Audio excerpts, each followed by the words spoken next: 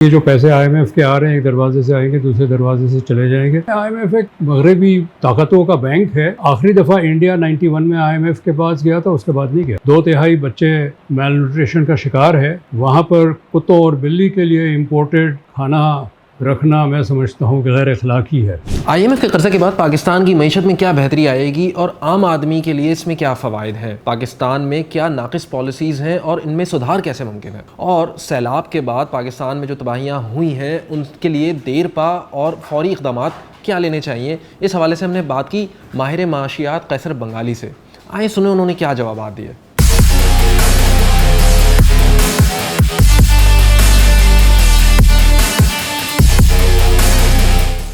دیکھیے, یہ جو ہم آئی ایم ایف کے پاس جاتے ہیں اور آئی ایم ایف کے جو بھی شرائط ہوتے ہیں اس میں آئی ایم ایف کا کوئی قصور نہیں ہے. آپ ایسے اندرونی حالات کیوں پیدا کرتے ہیں کہ آئی ایم ایف کے پاس جانا پڑے؟ آئی ایم ایف ایک انٹرنیشنل بینک ہے جو ایمرجنسی میں فنڈنگ پرووائڈ کرتا ہے. اگر آپ اپنی ایمرجنسی 20 سال تک مستقل رکھیں گے تو آپ کا قصور ہے. اور کسی بھی بینک کے پاس کوئی جائے, کوئی فیکٹری والا جائے, دکاندار جائے, کوئی اور بزنس والا جائے قرضہ لینے کے لیے بینک کے پاس, وہ کہے گا اچھا ٹھیک ہے اپنے پروفٹ اینڈ لاس اسٹیٹمنٹ دکھاؤ, اثاثے کتنے ہیں آپ کے. بیسیکلی ان کا تو انٹرسٹ یہ ہوتا ہے کہ آپ واپس کر پائیں گے کہ نہیں. آئی ایم ایف بھی یہ کرتا ہے. چونکہ ہمارے جو نمبرز ہیں وہ ٹھیک نہیں ہوتے تو آئی ایم ایف کہتے ہیں اچھا یہ نمبر ٹھیک کر دو. آئی ایم ایف کا قصور نہیں ہے, لیکن آئی ایم ایف کا اتنا قصور ہے کہ ظاہر ہے آئی ایم ایف ایک مغربی طاقتوں کا بینک ہے, ان کے مفادات تو وہ رکھیں گے نظر میں, لیکن ہم جاتے ہیں تو ہم اپنے آپ کو ایکسپوز کرتے ہیں ایکسپلائٹیشن کے لیے. آپ مت جائیں. اور آپ نے کہا کہ جی ایک دفعہ جاتے ہیں تو دلدل میں پھنس جاتے ہیں, ایسی بات نہیں ہے. آخری دفعہ انڈیا 91 میں آئی ایم ایف کے پاس گیا تھا, اس کے بعد نہیں گیا. 91 کے بعد انہوں نے وہ ریفارمز کیے جس کے بعد ان کو ضرورت ہی نہیں پڑی آئی ایم ایف کے پاس جانے کی. وہ اپنے جو قرضہ دیتے ہیں وہ دیکھنا چاہتے ہیں کہ یہ قرضہ واپس ہوگا یا نہیں ہوگا, تو وہ شرائط رکھتے ہیں. اس شرائط کو آپ سازش تو نہیں کہہ سکتے, وہ تو شرائط کھلے عام ہے. سر آپ نے اپنا ٹیکس بڑھانا ہے تاکہ خسارہ کم ہو. ڈی ویلیو آپ نے کرنسی کا اس لیے کرنا ہے کہ امپورٹس مہنگے ہو تو امپورٹ کم ہو اور ایکسپورٹس بڑھے. یہ جو پیسے آئی ایم ایف کے آ رہے ہیں ایک دروازے سے آئیں گے دوسرے دروازے سے چلے جائیں گے, اس لیے کہ یہ قرضہ ہم نے لیا ہے پرانے قرضہ واپس کرنے کے لیے. آپ اس کو استعمال تو کر ہی نہیں سکتے. آپ نے ٹوٹل صرف ڈیفالٹ سے بچنے کے لیے لیا ہے. جو ڈالر آئے گا وہ ڈالر چلا جائے گا واپس. اس سے آپ کی ایکسپورٹس نہیں بڑھیں گی, آپ کی کچھ نہیں ہوگا, کوئی اثاثے نہیں ہوں گے, کوئی سڑک نہیں بنے گی, کوئی پورٹ نہیں بنے گا, کوئی کنال نہیں بنے گا, کوئی نہیں خرچہ ہوگا. یہ ہم پچھلے تقریباً 8-10 سال سے یہ کر رہے ہیں, قرضہ لے رہے ہیں صرف قرضہ واپس کرنے کے لیے. آپ کا صرف یہ فائدہ ہے کہ ڈیفالٹ ملک نہیں ہو رہا.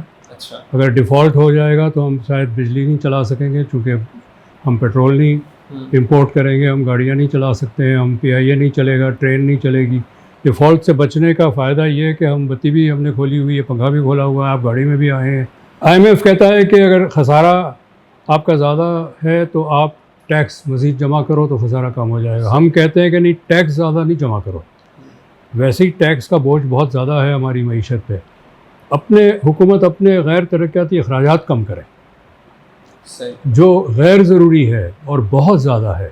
40 سے زیادہ وفاق میں ڈویژنز ہیں جو منسٹریز ہوتی ہیں, 20 تو آرام سے بند ہو سکتی ہے اور پھر ان کا بجٹ بھی رک جائے گا, بجٹ کم ہو جائے گا, بچ جائے گا وہ بجٹ.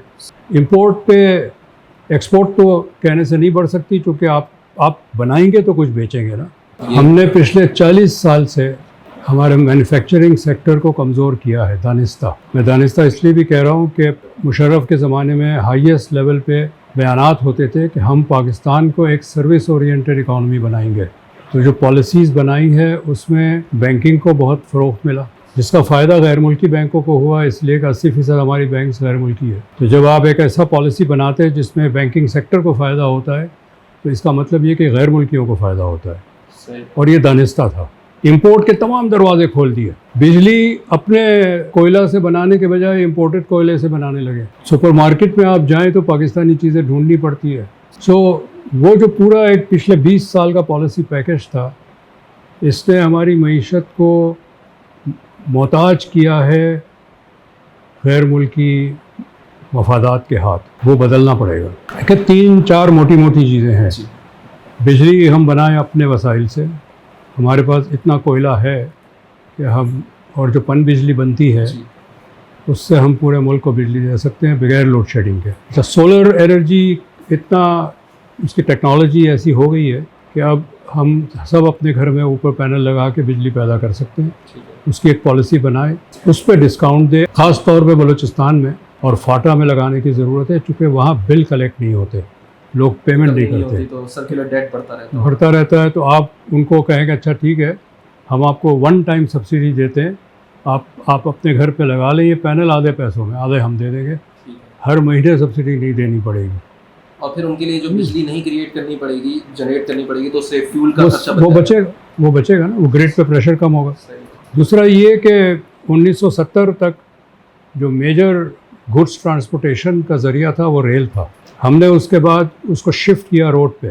اچھا روڈ ٹرانسپورٹ جو ہے 1/3 زیادہ فیول استعمال کرتا ہے ریل کے مقابلے میں جو ہم امپورٹ کرتے ہیں. اگر ہم واپس ریل کی طرف چلے جائیں وہ فیول کی امپورٹ میں کمی ہوگی تو ہمارا جو ڈالر پہ پریشر ہے کم پڑے گا.